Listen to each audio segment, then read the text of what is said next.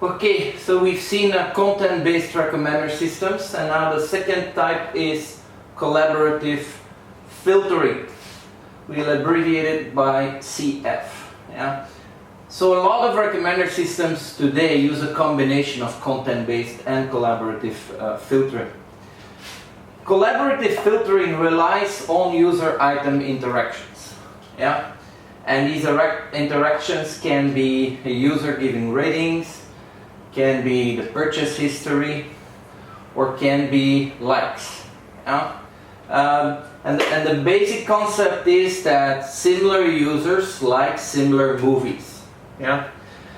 So here again there's two types. We have a memory-based model. Yeah? That's one type. And here you have, of course, two situations. Yeah? Memory-based model is neighbor-based. There is some analogy with the k-nearest neighbors.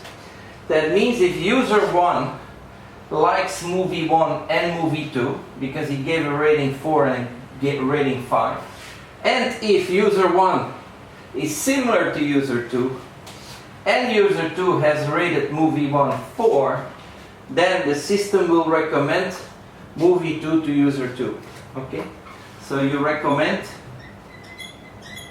in this case, movie 2 to user 2.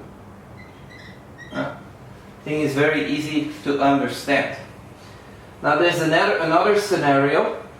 We just got one user here, and again, this user has seen the same movies. Yeah?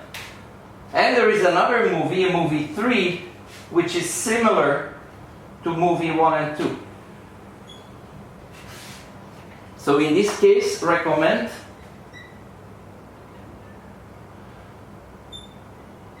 this case you recommend movie number 3 to user 1. Okay?